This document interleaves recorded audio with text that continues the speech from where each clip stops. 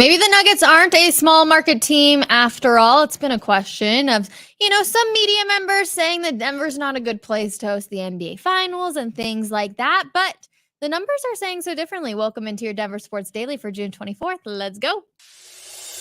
Taking you through your morning headlines, it's Denver Sports Daily with Rachel V. Hill. Denver Nuggets had more eyeballs on them winning the 2023 NBA title than the Boston Celtics did in 2024. And to be honest, that's a huge feat considering we know the numbers that Boston tends to pull. According to the Sports Media Watch, the Nuggets triumphed over the Miami Heat, did a 6.1 rating and averaged 11.64 million viewers. The Celtics, taking down the Dallas Mavericks, had a 5.8 rating and had an average of 11.31 million viewers. Those numbers were down by 5% and 3% respectively. It didn't help, though, that Boston dominated the series with several blowouts, and the lone win for Dallas was also a blowout. But those numbers do matter. Any narrative that the quote-unquote small market team like the Nuggets couldn't draw viewers got shot down. Big markets like Boston and Dallas didn't outperform Denver, and this is great news for Nuggets fans in the long run of possibly seeing more games on primetime and everything. Everyone loves paying attention to Nikola Jokic and everything he's doing. I actually just saw a video literally seconds before we went live. I'm not kidding, about him getting out of his car, getting ready to prepare for the Olympics.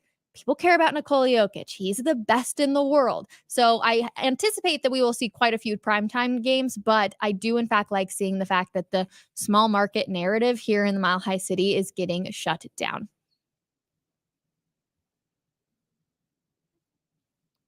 This one's not a huge surprise, but the Nuggets are declining Vlatko Konkar's 2024-2025 team option. That's what sources are telling the Denver Post. Konkar re-signed on a new minimum contract, can re-sign on a new minimum contract that would be beneficial to him and Denver, allowing an increase in his salary, but also decreasing his cap hit. He is prepping to return from the ACL injury that he had at the Slovenia's Olympics qualifying tournament last July. So this would be really good. The Denver Nuggets desperately needed him this year when they were trying to repeat. Obviously, he wasn't out there for the entire season as he recovers from that ACL injury, but it will definitely be beneficial to both him and Denver if he does choose to re-sign on that new minimum contract, which I do anticipate him doing in the long run as well.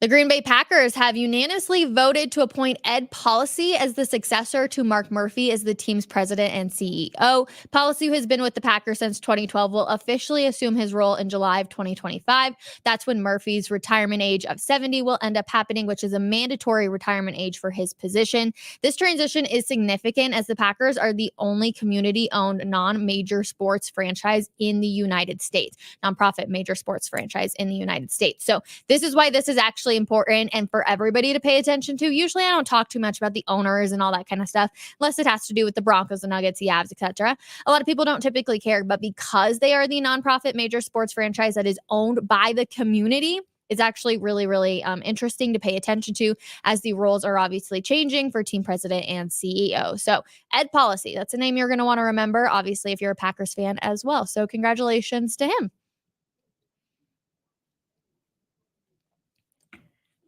The Rockies made MLB history Saturday night as the first team to win on a pitch clock violation. Yes, the first team ever. The Rockies and the Nationals were tied 7-7 in the bottom of the ninth when the Nats closer Kyle Finnegan failed to throw a 3-2 pitch in time, resulting in a bases-loaded walk to end the game. Finnegan said after he was just a hair too late, and it's the first time a pitch clock violation has decided an MLB game this season. The pitch clock was shortened from 20 to 18 seconds with runners on base. My fiance was at the game. I had a few friends who were actually at the game, and they were all like, this was so much fun. Of course, you're like, oh, bases loaded, everything. Like, let's see the anticipation. And then just to have this and be like, oh, all right, Rockies win. You love to see it. I think it's interesting, and I do appreciate the rules that they're trying to make baseball games go a little bit quicker. But again, like 20 to 18 seconds is hardly anything. But at the end of the day, it still matters, and the Rockies get the win over the Nationals. So just kind of one of those really funny things, if I'm going to be completely honest. Like, they had a walk-off pitch clock violation. We've never said that before in the history of an MLB game because it was the first time we would ever see it. But how many more are we going to end up seeing? Or is this just totally a Rockies thing? I guess we'll find out through the rest of the season. But Rockies get the win. Aaron Judge is skipping this year's home run derby. Yeah, this is a bit of a bummer. The Yankee slugger announced his decision over the weekend, telling the New York Post there's no need this year, which I'm curious.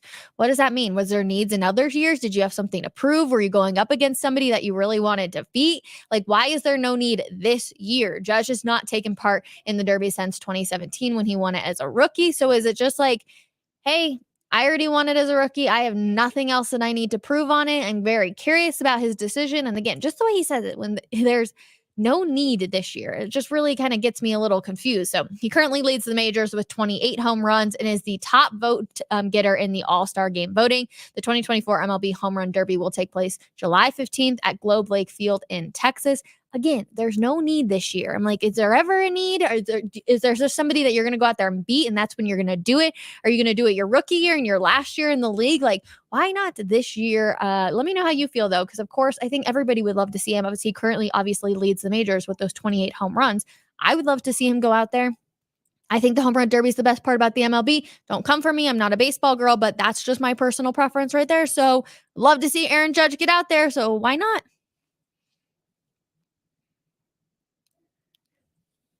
Now, tonight. Oh, I've been waiting for tonight, and I actually thought it was going to be last night, but it's, of course, going to be tonight.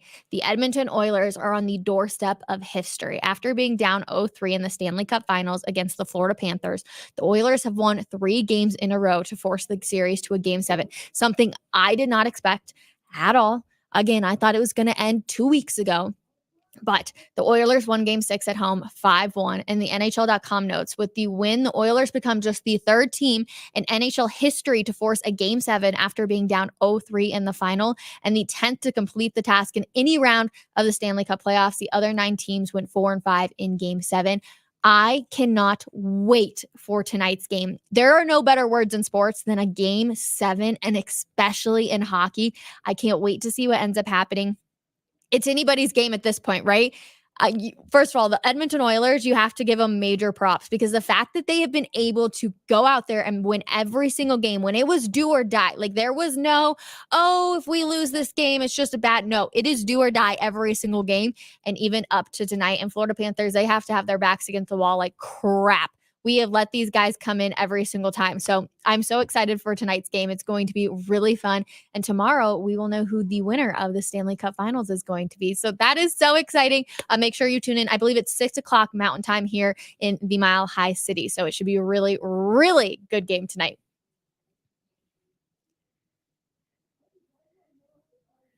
Now, Scotty Scheffler won the 2024 Travelers Championship on Sunday, June 23rd. He's currently the #1 ranked golfer in the world. Everybody has gotten to know him. Of course, we all remember the arrest story that he had and the drama that came with that. And I feel like that's how really people got to know him. But now it's all about his golf game, and he's already been fantastic. Scheffler's win came down to a playoff between him and Tom Kim. This is Scheffler's 6th win out of his last 10 starts. Now, protesters, though, delayed the end of the Travelers Championship on Sunday. 5 people stormed the 18th green and dumped an orange powder substance on the green, which why did we have to do that?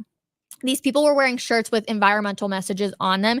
As you can see on the photo on the right, it said "No golf on a dead planet." You can obviously see the people on the left-hand picture getting arrested. Like I said, there were 5 of those people. They were eventually apprehended and led off of the green. But just one of those things where I get people that want to spread awareness. So let me say this very lightly. I understand wanting to spread awareness, but going out into an idea or an area like this when it's on the 18th hole and they're all of a sudden trying to get this done and then dumping an orange powder all over it, I don't think you're necessarily getting your message across probably the way that they had probably intended to, but at the exact same time, they want people to be talking about it. And here I am on a Monday morning talking about it. So interesting. I'm kind of curious. Let me know your thoughts on this, right? Because we see protesters all the time. I'm about to tell you actually about another protester here in a little bit about for the Olympics. But I'm curious, does it like get you thinking about it, or do you find it quote unquote more annoying? I would be very curious to see how you guys feel on this Monday. And so with that, let's get into our final story of this Monday, because we're talking about the Olympics.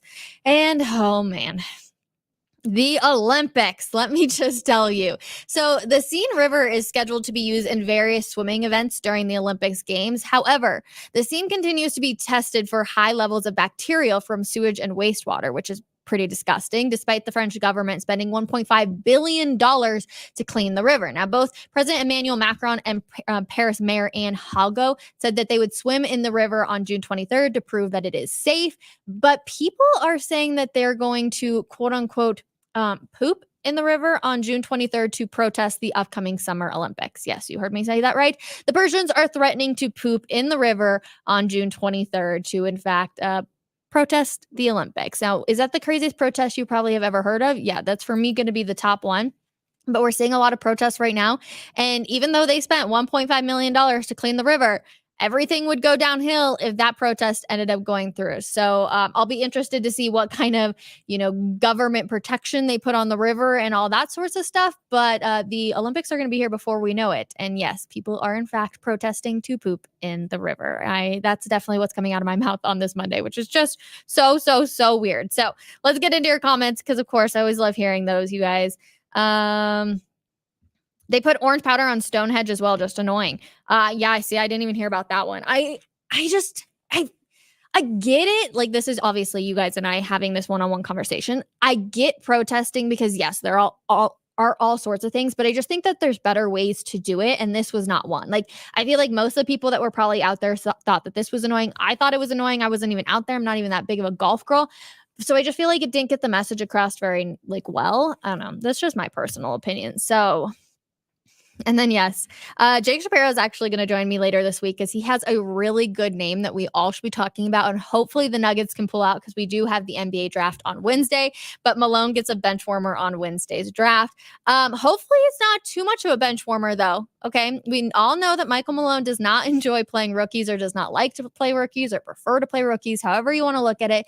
But I do think that they will be getting somebody who will be seeing some court time this season, especially at the backup center position. That can be a hope, give Jokic a little bit of extra stuff. So that's going to do it, though, for our Monday edition, you guys. I appreciate you spending a little bit of time. I know it is still summer break. Everybody is excited. Everybody's on vacation and going out and stuff. So for you taking time to just spend a little bit with me here on this Monday, I really do appreciate it. If you're watching us on YouTube, make sure you subscribe and like and comment down below. Put a comment down below. Let's see.